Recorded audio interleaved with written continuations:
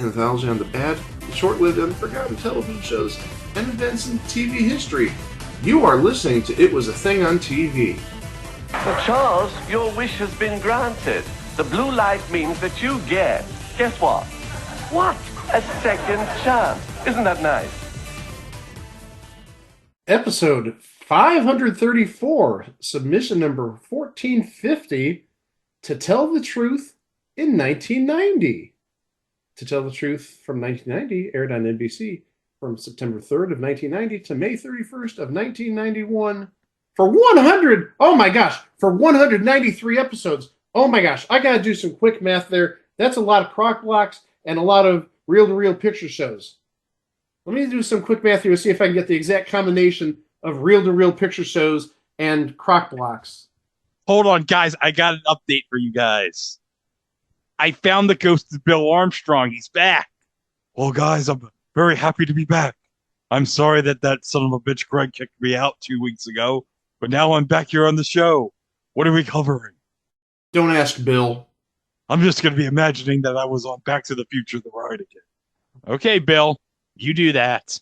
Okay, the best I got, work with me here, 193 episodes is 9 reel-to-reel picture shows minus 2 crock blocks. 225 minus 32 is 193. I don't think we've ever subtracted before in doing episode mathematics like this, but hey, this is the first time for everything.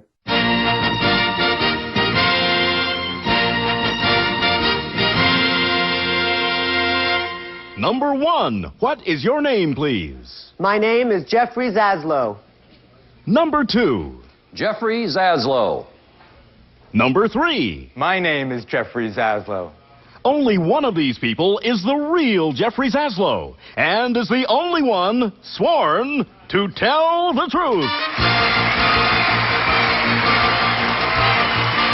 Now let's meet our panel. Co-star of Murder, She Wrote, Ron Masak. Emmy Award-winning actress and producer, Polly Bergen. Film and television producer, David Niven Jr. And to tell the truth's very own, Kitty Carlisle. Here's the host of To Tell the Truth, Gordon Elliott.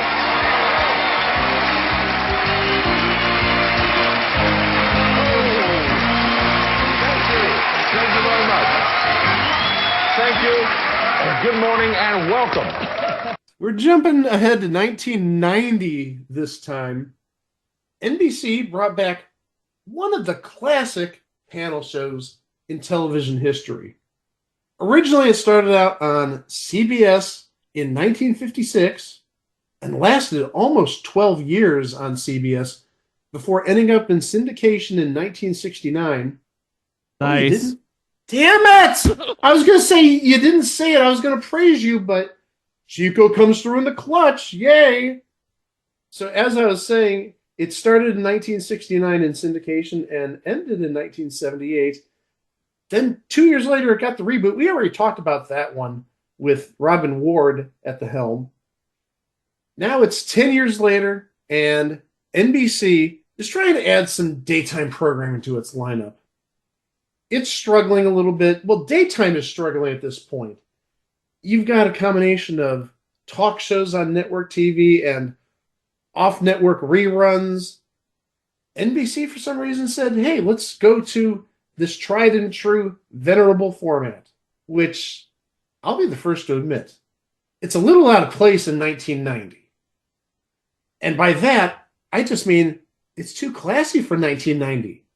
Seriously, you look at 1990s TV shows, especially since we're looking at fall of 1990, and I don't see other shows having like the same standards, if you will, as To Tell the Truth.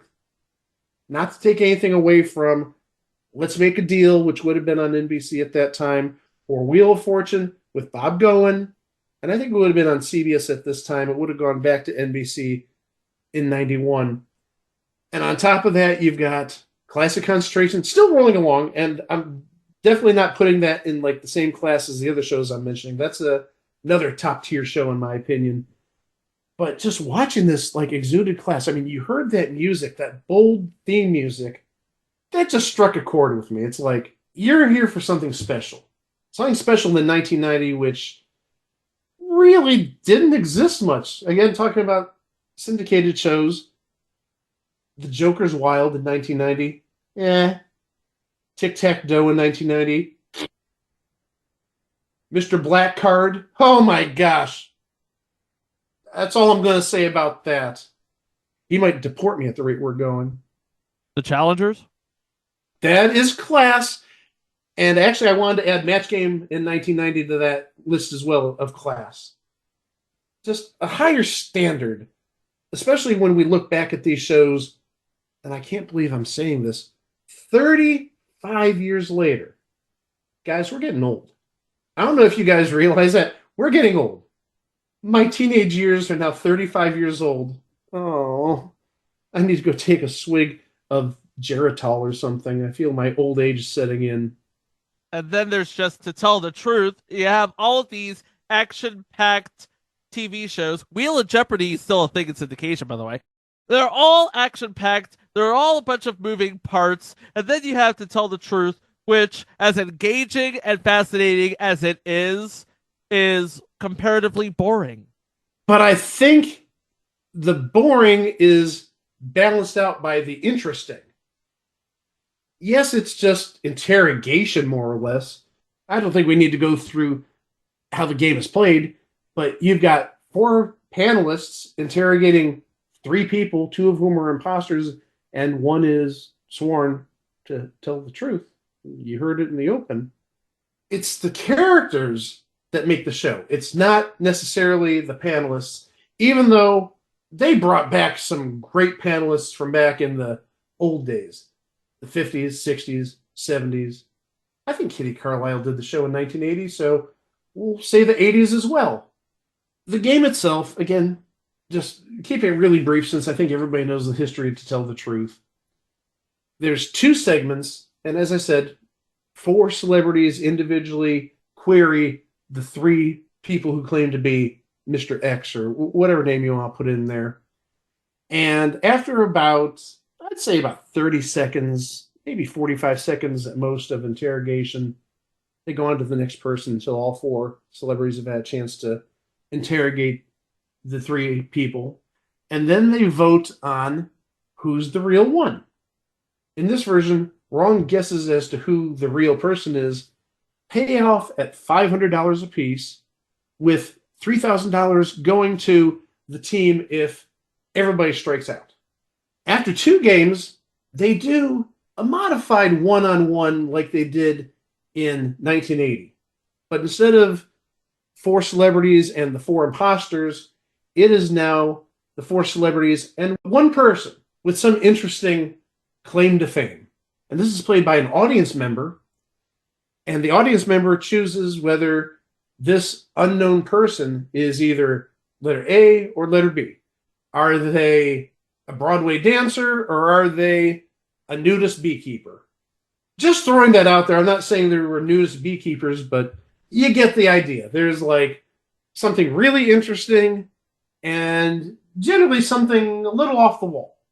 If the audience member is correct, they win $500. But if they're wrong, the subject of the game wins $1,000. That's the basics of the game. There's no tricks. There's no gimmicks.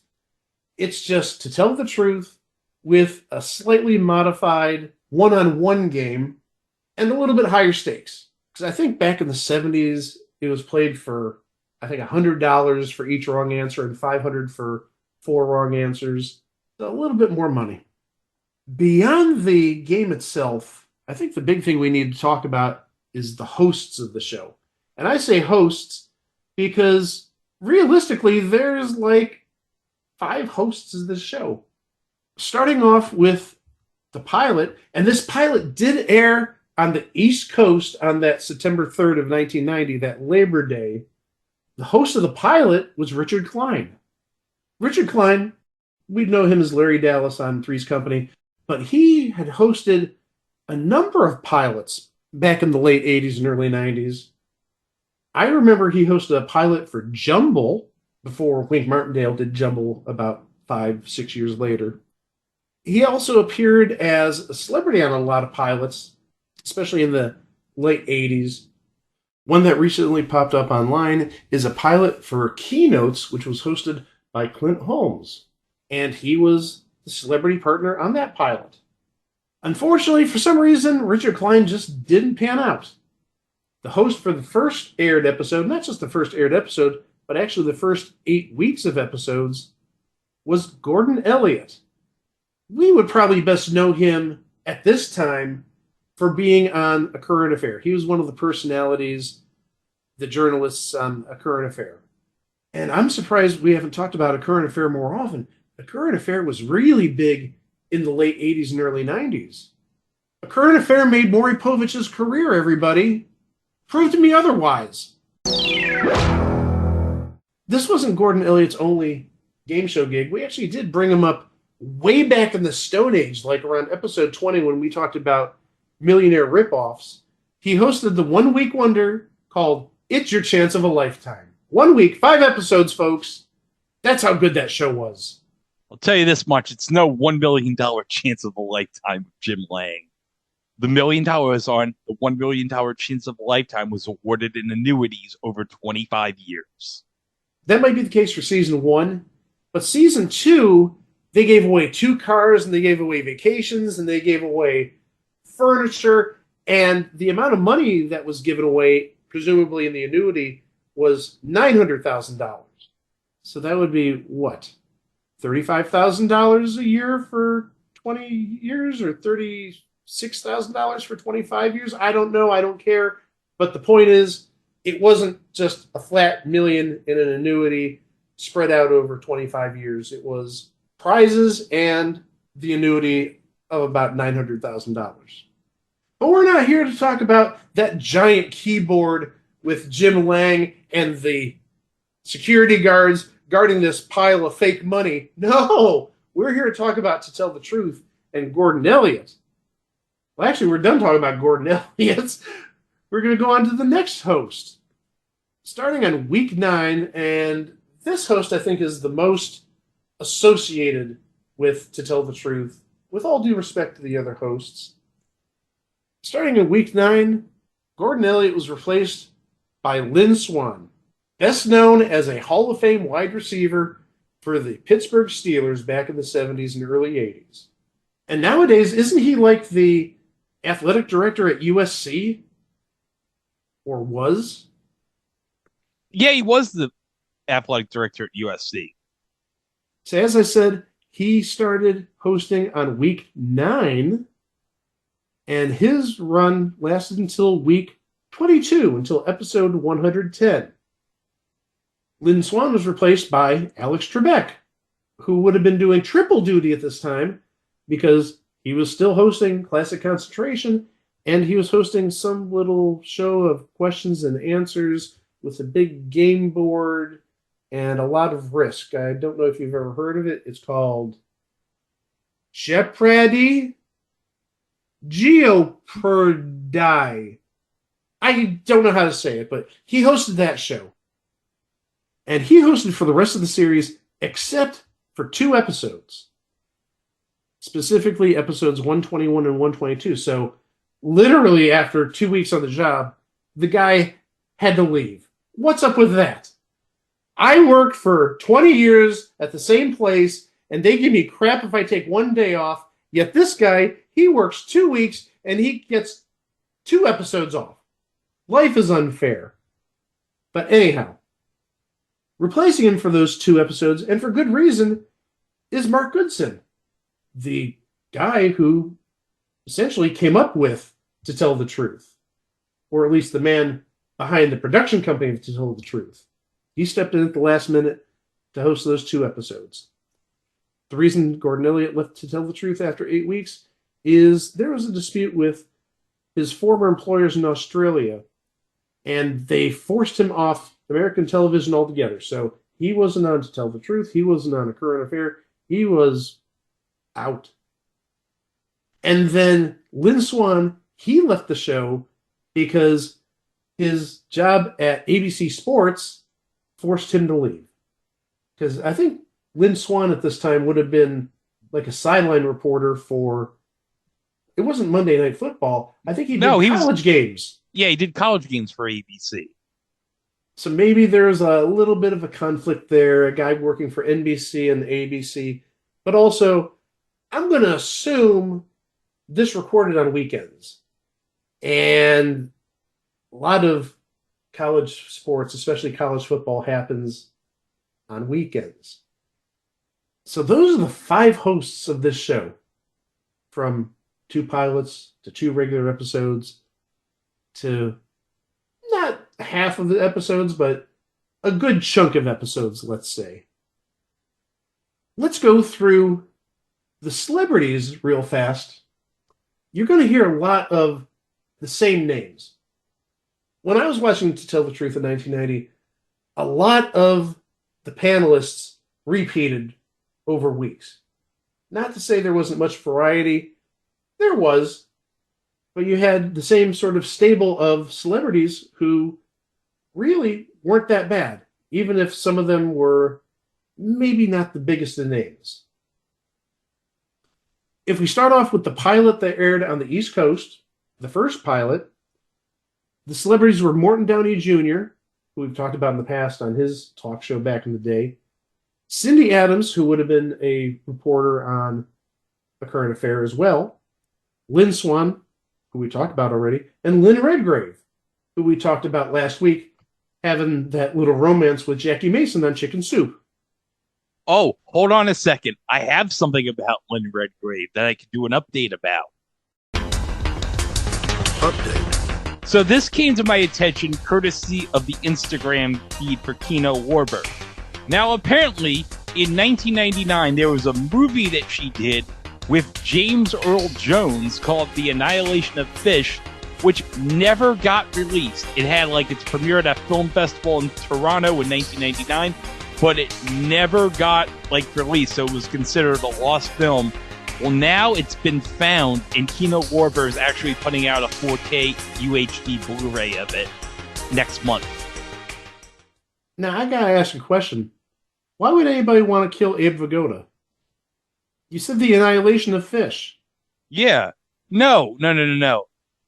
It's not about Abe Vigoda. He's nowhere in the movie. Oh, so it's about jam bands from the 90s then? I feel ripped off. If I go see something called Annihilation of Fish, I want to see Abe Vigoda get his ass handed to him. Look, did you see him walk on stage when he was ever on Conan? That was an annihilation. Vigoda with lime. Vigoda with lime. TV's fish is there more delish with a tangy twist of life. We don't have details about any other pilots except for one, Pilot 4. So obviously there was a Pilot 2 and a Pilot 3. No information about that. But Pilot 4, you had Jonathan Prince on the panel from Quiz Kids Challenge and Throb, which we covered about 3.5, 4 months ago. Christine Hodge, America's sweetheart from Head of the Class at this time. Some guy named Alex Trebek, and the legendary Kitty Carlisle. Not the vivacious head of Kitty Carlisle, the actual whole working body of Kitty Carlisle. I wonder if to Richard Klein she said, "Everybody, let's start the show!" And then Bart Simpson knocks her head over. No, never mind. I'd love for that to happen, though. For the first week with Gordon Elliott, your panelists were David Niven Jr., not Sr., Jr. I'm still trying to figure out what he's famous for. I know he's a producer, but I'm looking at his IMDb and his Wikipedia, and it's like, this guy is living off the coattails of his father, with all due respect. Prove me wrong. And then you had, this was either Alan Thicke's wife or Alan Thicke's ex-wife at this time, Gloria Loring. Robin Thicke's mama? Well, I'm more focused on the Alan Thicke part because maybe he wants to chime in about his ex-wife. Maybe No, he's not here. He's Oh, not okay. here. Oh. And then Lynn Swan and Kitty Carlisle. Week 2, Morton Downey Jr., Dorothy Lyman from Mama's Family. America's Ass in 1983, Tom Villard. He was America's Ass in 1990 as well? Oh my gosh. And Kitty Carlisle. You might see a trend with that 4th position. Just saying.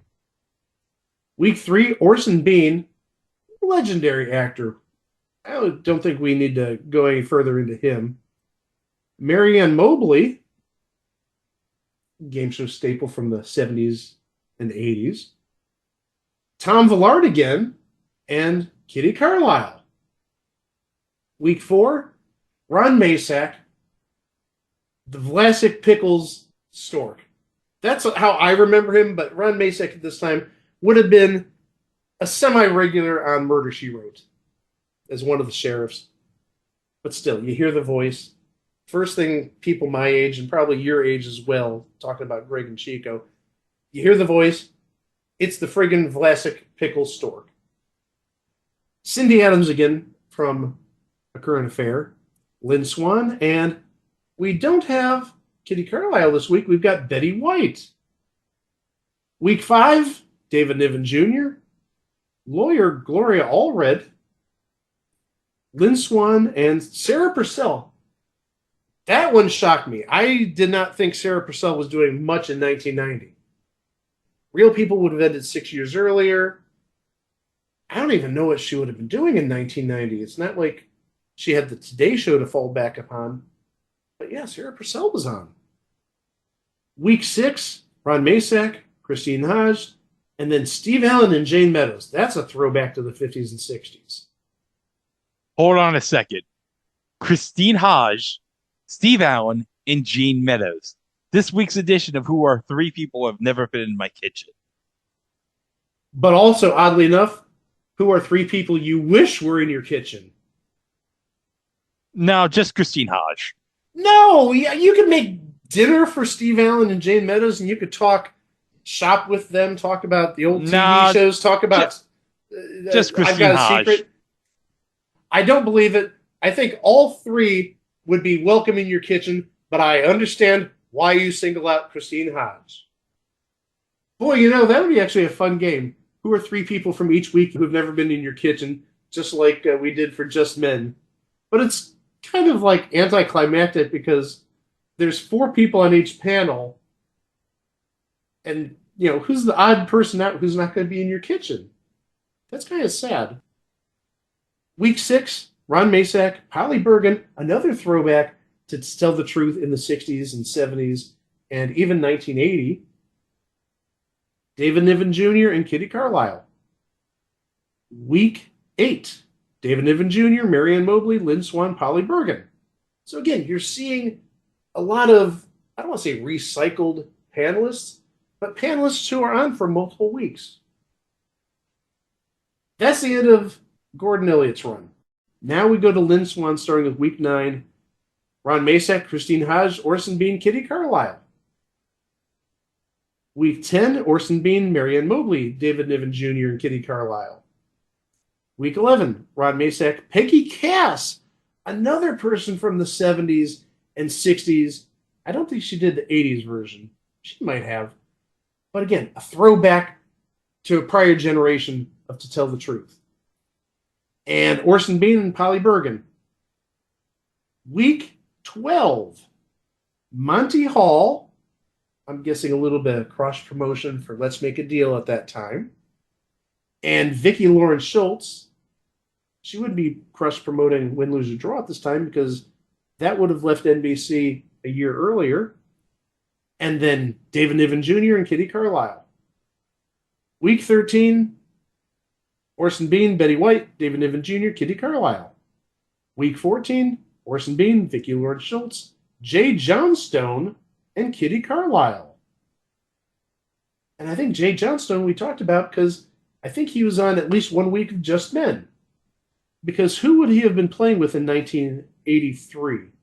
Not even 1990. I'm looking at 1983. Would he have still been with the Cubs? Yes. Wait a minute, I just realized something. Jay Johnstone could qualify for the Hall of Fame because he was on Just Men. He's on this. But he was in the Punky Brewster in the 84 NLCS episode. But probably not. But you make a case. And he would have been out of baseball at this point. His last year was 1985. He was 5 years removed from being a big leaguer.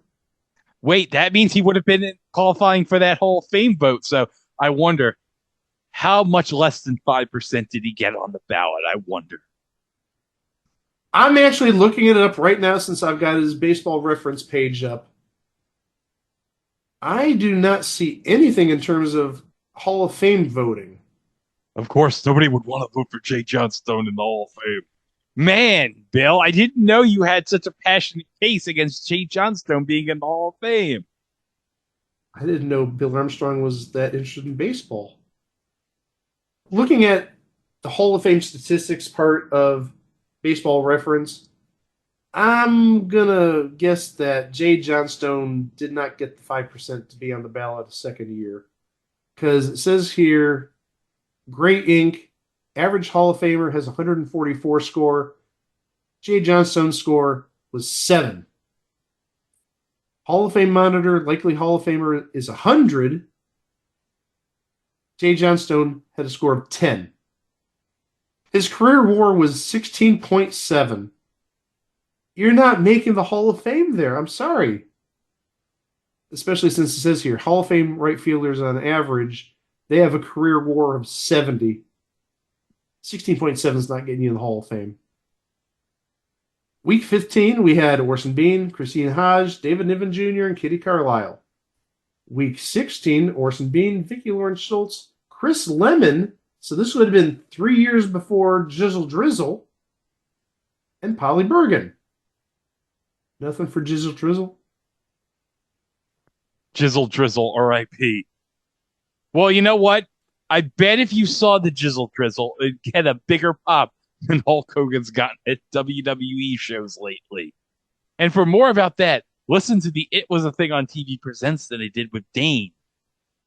Go listen to that. Dane's a good friend of the show. And hold on a second. Me and Dane are cooking up something that might be a semi-regular feature here on the channel soon. Week 17, Orson Bean, Peggy Cass, Chris Lemon again, and Kitty Carlisle. Week 18, Ron Masak, Peggy Cass, David Niven Jr., and Vicki Lawrence Schultz. Week 19, Orson Bean, Christine Hodge, David Niven Jr., and Polly Bergen. Again, a lot of repeat people. But we do get a new name in Week 20. Ron Masak, Dana Hill, who you'd remember from National Lampoon's European Vacation. But also, she did a voice on Duckman. That was one of her final roles she had before she passed away. And she passed away at a ridiculously early age. I want to say something like 29.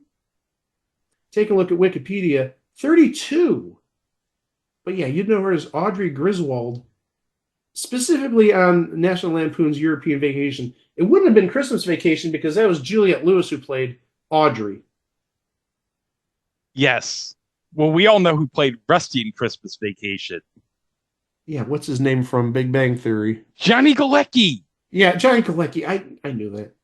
Johnny Galecki. See, I say it and that makes me look like I know what I'm talking about. Oh, on Duckman, she played the voice of Charles Duckman. And that was from the start of Duckman until her death in 1996. But still, darn shame. 32 years old. The other panelists for Week 20 are David Niven Jr. and Vicki Lawrence Schultz. Week 21, Orson Bean, another new celebrity, Dr. Ruth. She would have been quite the personality in the late 80s and early 90s with her late night talk show on Lifetime about sex. She was the original. That one who died last year from Canada, she was Canadian Dr. Ruth like 10, 15 years later. And in addition to Dr. Ruth, we had David Niven Jr. again and Kitty Carlisle. Week 22, and this happens to be the last week that Lynn Swan hosted. We have Ron Masak, Jennifer Volpe, and she is a television journalist. It doesn't look like she was even doing anything nationally at this point. So it wasn't like she was on A Current Affair or Hard Copy or anything like that. So maybe they just plucked her out of one of their affiliates? No idea. We also have David Niven Jr. and Kitty Carlisle.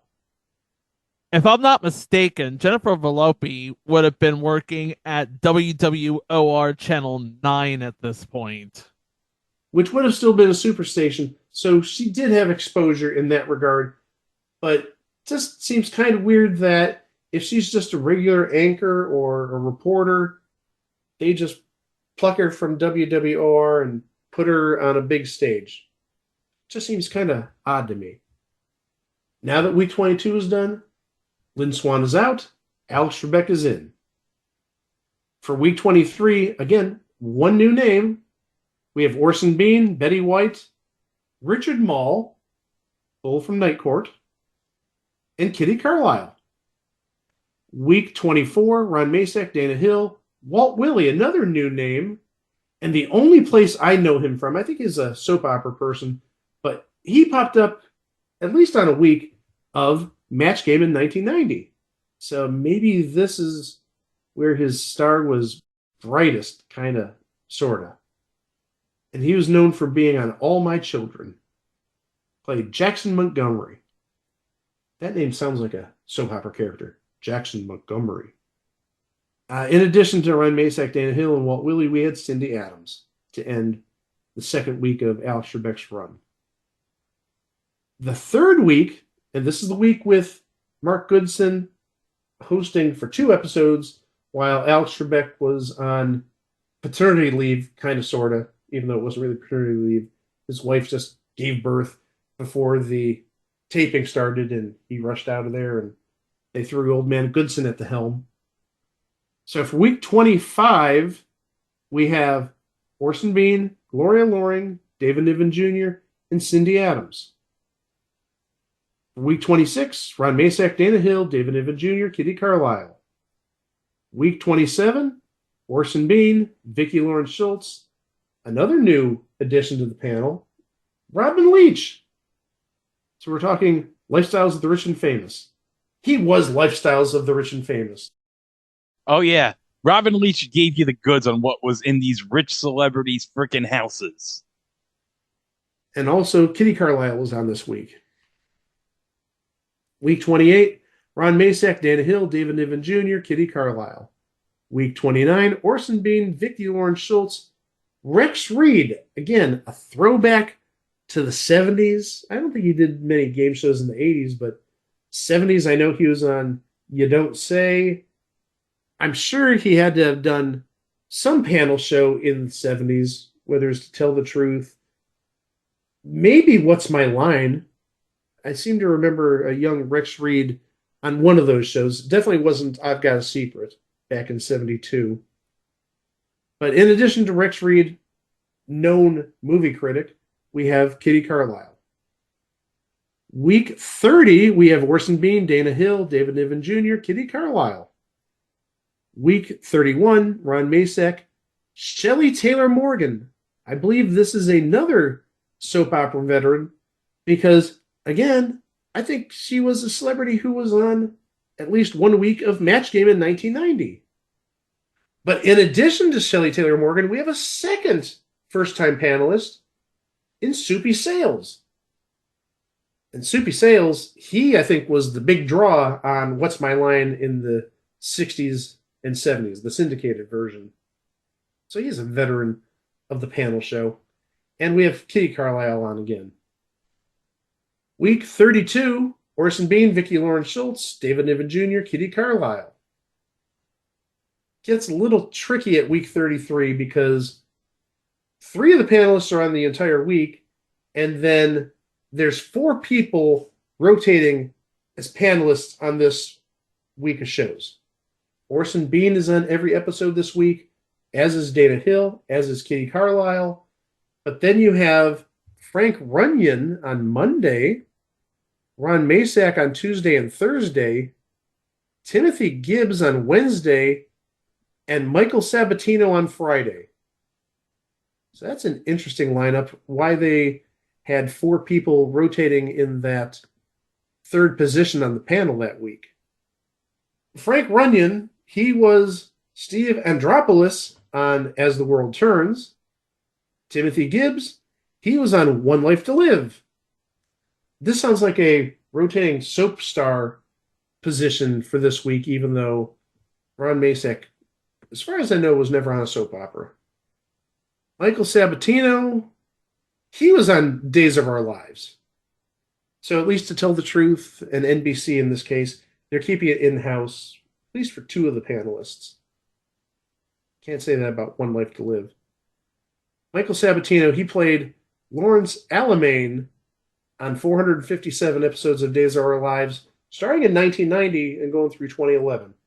So this might be a way for the network to sort of show off their new character on Days of Our Lives. Makes sense in my head. We go to week 34, where we have David Niven Jr., Dr. Ruth, John Callahan. He played Edmund Gray on All My Children, and Kitty Carlisle. Do you know who he was married to? Who? Eva LaRue from CSI Miami. Oh, you mean before John O'Hurley married her? IMDb says she was married to John O'Hurley from 1992 to 1994, and then John Callahan from 1996 to 2005. So if we were playing Time Machine, the correct answer would be after. Did we ever tell you that just over 40 years ago, John Davidson said that Time Machine would be on for a very long time? Week 35, we're getting near the end. Orson Bean, Robin Mattson, Dennis Wolfberg, and Kitty Carlisle. Robin Mattson was on a number of soap operas. She was on General Hospital, Santa Barbara, and All My Children. And Dennis Wolfberg, I would put money that he was on a soap opera too. And I would be wrong. What? They got a non-soap opera actor to appear on this show as a one-week panelist? Oh my gosh. He was on another NBC show, Quantum Leap. Oh, what episode of Quantum Leap? He was Goochie, a recurring role. Oh, that's right. Yeah, he was Goochie. Goochie! It doesn't work as well if it's not Butchie. Yeah, we don't have Vic Tayback to help out. Not Vic Tayback, Vic Dunlop. Vic Tayback was running Alice's Diner. Imagine Vic Tayback saying Butchie. Moving on. Week 36, we have Ron Masak, another first-time panelist in Mother Love, Frank Runyon and Kitty Carlisle. Week 37, Ron Masak, Kathy McCauley. And where we would know her from what I see on IMDb, she was on Quantum Leap. But she was only on one episode of Quantum Leap. She really doesn't have a lot of credits on her resume on IMDb. 5 episodes of Night Court. Maybe that's why she's on To Tell the Truth in 1990. Played Wanda Flynn and Daphne. I don't know who either of those people are. The character of Wanda Flynn was on 4 episodes in season 8 and season 9. 2 in each season. So she had some sort of quasi-recurring role on Night Court at that time. In addition, we have David Niven Jr. and Kitty Carlisle. Week 38, Orson Bean, Mother Love, David Niven Jr., Kitty Carlisle. And then to wrap up the series, Ron Masak, Mother Love, Orson Bean, Kitty Carlisle. There must be some credit given to the show for maintaining a pretty stable lineup of panelists. Kitty Carlisle was on, I would say, well over half the weeks. And David Niven Jr., for better or for worse, he was on quite a few weeks of shows. And then you had Ron Masak filling in every now and then. And Orson Bean came back. And I think we had 2 or 3 weeks with Polly Bergen. And Vicki Lawrence Schultz did a number of weeks. Christine Hodge did a number of weeks. I think that stability worked in its favor, even if the show only lasted about 39 weeks. We would actually be doing a disservice if we did not talk about some of the people who were on the show in terms of central characters. Because there's some really interesting names on here. We did have a young Todd McFarlane. He was a one-on-one player, and his two stories were he's a long-distance cabbie or he's a Spider-Man writer. I think we all know which one he is, because he didn't make money off of being a long-distance cabbie. He made money off those figurines and doing comics. An interesting name that popped up in, I believe it was week 4, the Monday show. The first person, country fiddler Shoji Tabuchi. Oh, God. Mike, do you know who that is? I don't. Chico, can you explain who that is? Okay, so Shoji Tabuchi came to America to be a country fiddler in Branson. He has his own theater out there, and it is just the absolute wildest thing. He got his whole family involved. His wife, I don't know how many kids he has, but he got them involved. It is absolutely something else.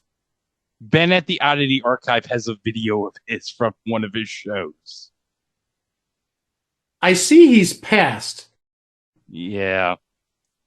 Is his theater still open?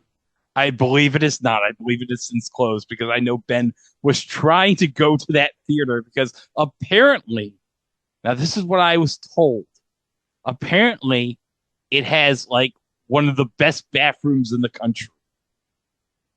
One of the best bathrooms or back rooms? Bathrooms. That's not what I was expecting for a Branson theater. One of the best bathrooms in the country. Okay. Another big name from that fourth week, Nora Roberts. Very well-known romance novelist. In week 27, one of the one-on-one central figures that week was Millie Del Rubio, one of the 3 Del Rubio triplets. Oh. You might remember the Del Rubio triplets from Pee-wee's Playhouse. They used to play music on Pee-wee's Playhouse every now and then. But the one place I remember them from, the season 2 final episode of Married with Children. It had to do with Peggy Bundy's cousins visiting the Bundy house. And among her cousins were all 3 of the Del Rubio triplets and King Kong Bundy. And it is one of the absolute craziest episodes of Married with Children. Absolute classic, because Al, he just wants to watch Hondo in peace. He never gets to watch Hondo in peace. Now, hold on. I got a question. Did King Kong Bundy sell Al a Head Start computer? In this episode, King Kong Bundy, I don't think, could spell computer. Oh. That's probably why he needed the Head Start computer. He was not all that intelligent. Especially given the final scene where King Kong Bundy pokes his head through their front door, and does almost like a Shining at the close of the episode. We're here! And he's licking his chops. It's a classic episode. I absolutely love it. Okay, look what I'm holding right now on Zoom. Now, for those who are not seeing it, this is a King Kong Bundy action figure from the Zombie Sailor Toys Wrestling's Heel and Faces line that I got on Black Friday. Oh, and we should clarify, the people who aren't seeing this is literally everybody but us 3. Everybody but us 3. But I'm going to post the image into the Instagram, and that's going to be the spoiler without context. In week 22, the first challenger on the Wednesday episode was Bern Bennett, who you guys, I'm sure, recognize the name. He was not just To Tell the Truth's original announcer, but he did quite a bit of announcing for CBS back in the day, back in the 50s and 60s, and even a little bit in the 70s. I know he did a week or 2 of Match Game like in 75 in place of Johnny Olson. I'm just so thankful that Johnny Olson didn't come here and say, I'm so glad that son of a bitch didn't take my job. What's this shit you're all talking about with Bern Bennett? Are you actually doing Bern Bennett smack right now, Johnny? That's right, I'm going to lay the smackdown on his ass. Nobody could say, stay tuned for Secret Storm next over the CBS stations on Match Game 73 more than me. I think this is the first time in our podcast history we've ever referred to Secret Storm. Thank you, Johnny. You're welcome, Mike. Boy, how do I recover from that? Well, I got a few more names. These were from later on in the series, episode 167. So we're talking week 34. The first central character was somebody who is near and dear to my heart, but also Greg's heart. The Mexican Elvis, Elvez. The place I think myself and Greg recognize him from, not from this, but when The Weakest Link did an Elvis episode back in 2001, I'm going to guess, or 2002, Elvez was like the big Elvis that I think both of us were rooting for. He's the friggin' Mexican Elvis. How can you not root for Mexican Elvis? And also, and this is going to be the ending for this episode, but his reveal, will the real Elvez please stand up? Oh my gosh, he brings it. I'm looking at week 14, the first one-on-one for the Monday show.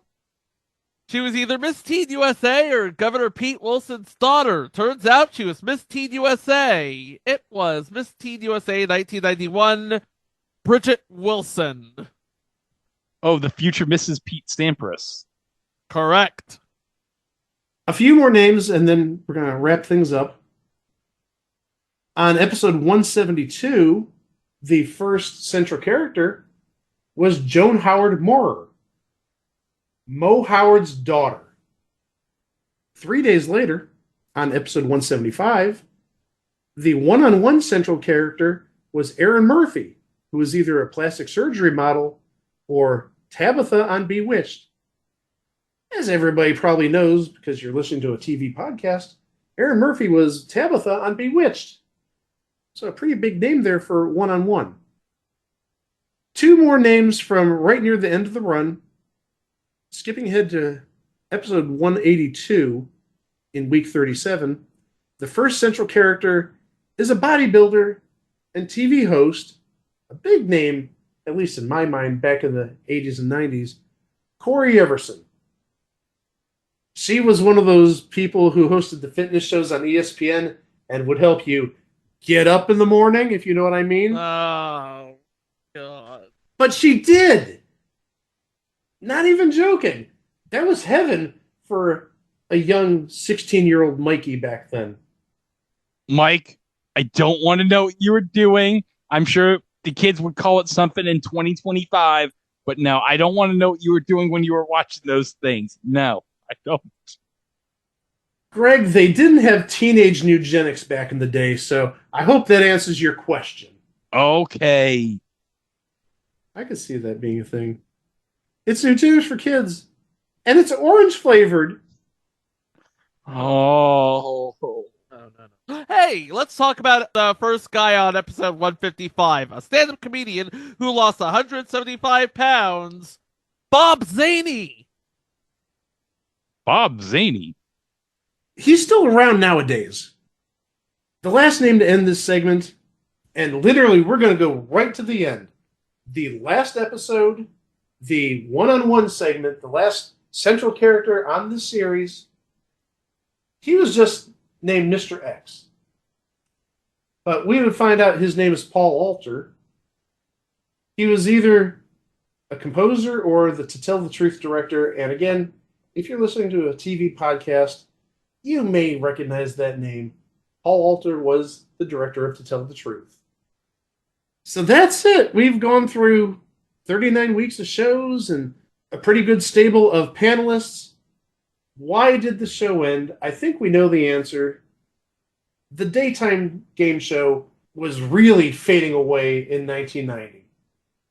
If you look at shows that we had even a year or two earlier, so many of them were gone. We talked about Win, Lose, or Draw got canceled in 1989.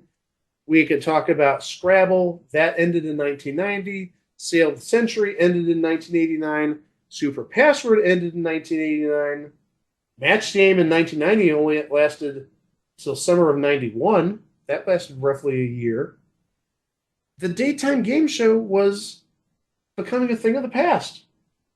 And within 2.5 years of this show's cancellation, the only daytime game show that would still be around is Price is Right. Because I do believe Caesar's Challenge, former entry, was the last daytime game show, at least until 2009, when a little show with Wayne Brady and Jonathan Mangum appeared on the CBS lineup. Another version of Let's Make a Deal. And you know, we all appreciate Jonathan Mangum. You're darn right we do. He is multi-talented, and also he was on the last Christmas episode of Married with the Children in its final season, in season 11, where he played a store elf.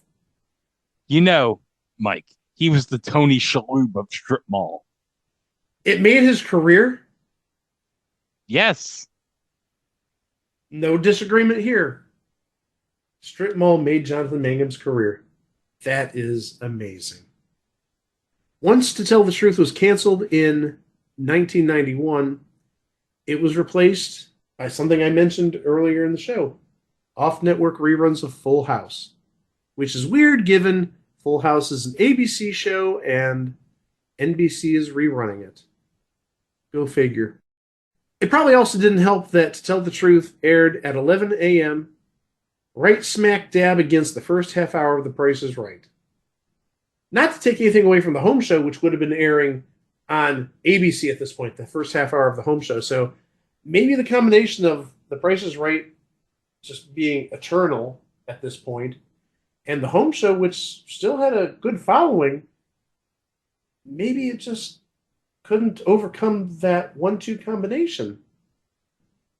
As of late, and by as of late, I mean literally 2 days before we recorded this, Buzzer was airing To Tell the Truth in 1990 and 91. It aired it at the popular viewing hour of 4 a.m. Eastern Time. But they did air an hour of it, and they did air a little bit of everybody's shows. They did show a Gordon Elliott show or two, and they did show Lynn Swan, and they did show Alex Trebek.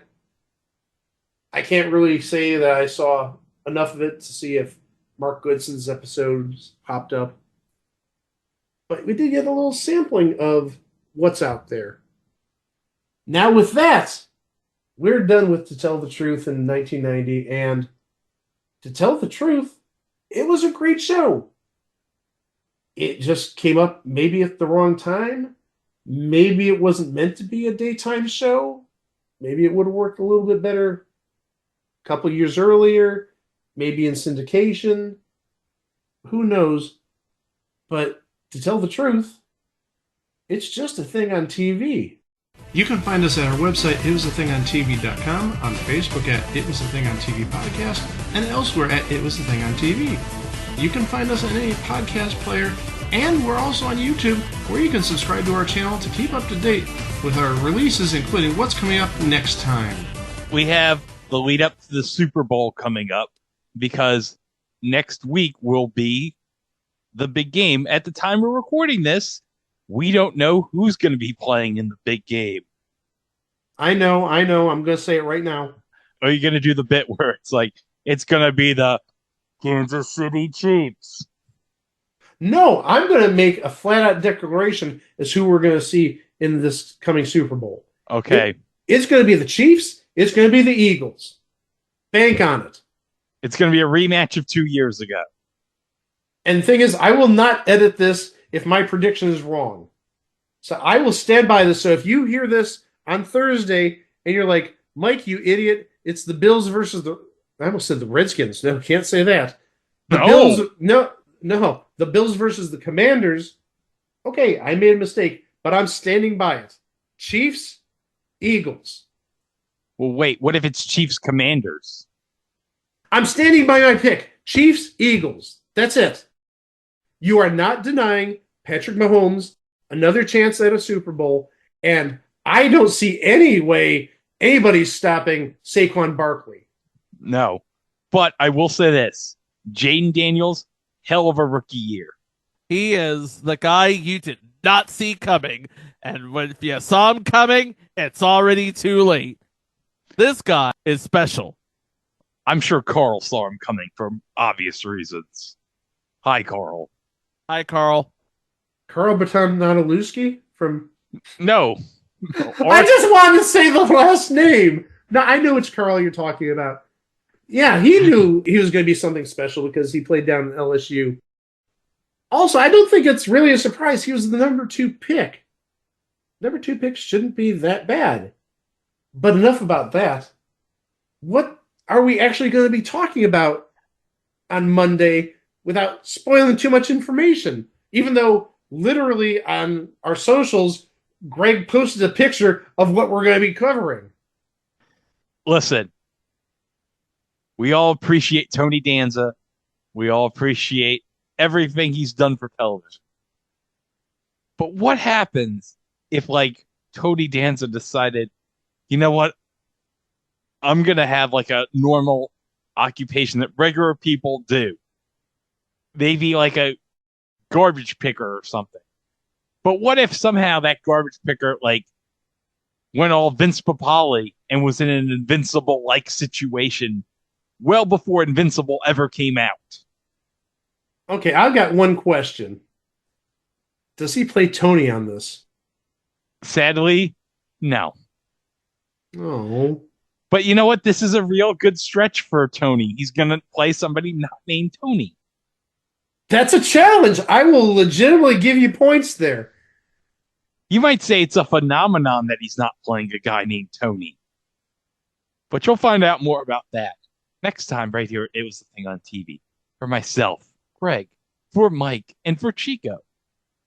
We'll see you with that episode coming down the pike real soon. Wow! Kitty, for whom did you vote? Well, it's probably number 1, who was quite monosyllabic and very Spanish in the beginning. And number 3 was good with Dr. Ruth. But I voted for number 2. He looks more like Elvis than the others. Might have given him an idea. So. All right, John? They're very good liars. I really went with number 2. He just seemed like he would enjoy the character of Elvis. Thank you. Thank you. Dr. Ruth? I liked his dreams. And I like that the women are in there, so I did vote for number 2. As I understand it, you like everyone's dreams. Particularly if there are people of the opposite sex in those dreams. Yes. Thank you. David has those kinds of dreams all the time. For whom did you vote? Well, I voted for Presalita. Right? I thought that was a wonderful answer that number 2 gave, and also he has as much hair on his chest as Elvis did. All righty. Well, once again, ladies and gentlemen, it is easy to review the voting. All of the votes went to challenger number 2. So it's time now to find out who the real south of the border Elvis Presley is. Will the real Elvis please stand up?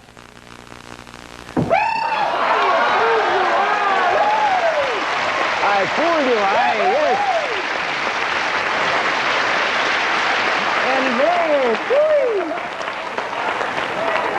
Elvis, how old are you? I'm 29. When did you get the idea for this? Well, just about 2.5 years ago. I used to run an art gallery, and I just dared myself to do it. Were you a singer before this? I wasn't a singer before that. Okay, would you go backstage and get ready so we can get a demonstration in a few moments? And while you're doing that, we will find out about our imposters. Number 2 was excellent. He fooled every member of our panel. Tell us about yourself. My name is Leo Quinones, and I'm a bartender in Los Angeles.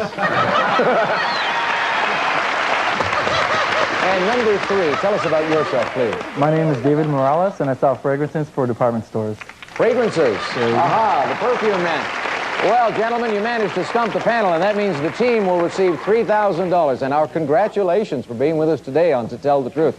And now, ladies and gentlemen, it is time to feature Elvis and the Elvettes. Let's welcome them. Hey, mamacita, esta bien para ti. Está bien, mamacita, como lo quieres, pues está bien. Está bien. Está bien. Está bien. Está bien, mamacita, como lo quieres. A mi madre me dice, mi padre dice también.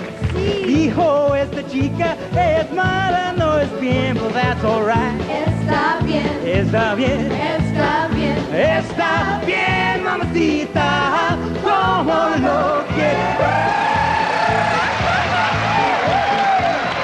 Elvis, está muy bien, gracias. Elvis and the Elvets.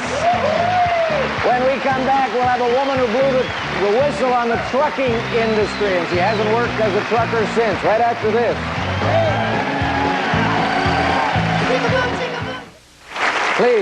Please, folks, please.